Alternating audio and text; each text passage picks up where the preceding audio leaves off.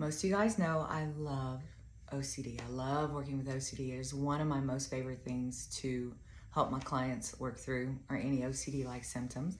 But it can look a little different when your client also has autism. So when I talk about autism, most of us, I think, in the world know what these more, they call it high support cases of autism look like. But what I see in my office, because I deal with trauma and more serious kinds of symptoms, I see people call it subtle autism. That is not a technical term, but it's people who normally would not get the diagnosis of autism, but that's exactly what's going on and contributing to their symptoms.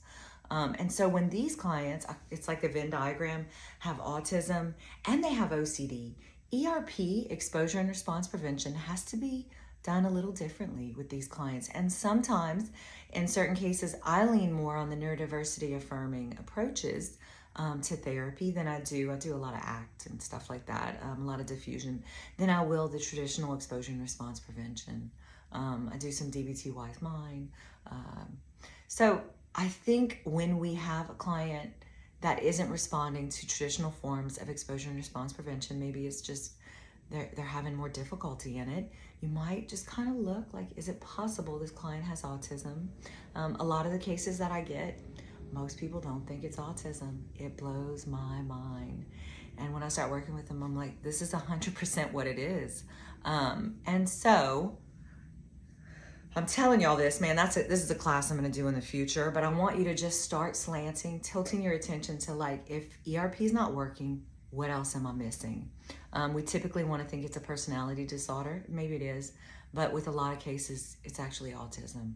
And I have a special place in my heart for this whole population because a lot of them have been in therapy a long freaking time with very little help because of the way that their symptoms present. Traditional forms of therapy are not enough in treating what we're observing or witnessing in our office. They need more than the way that we normally work with our clients. It needs to be tilted toward a neurodiversity affirming approach. It needs to include sensory differences. People do not habituate to sound. So even in ERP books, they'll say, like, just expose yourself to that sound, the misophonia type stuff. Expose yourself to the sound and you will get over it. That is not true. Inaccurate information. They do not habituate to sound, nor do they habituate to disgust. Sometimes sensory differences really are a part of what the compulsive behaviors or the obsessive sorts of triggers are. And so we really need to look at these sensory differences when helping our clients.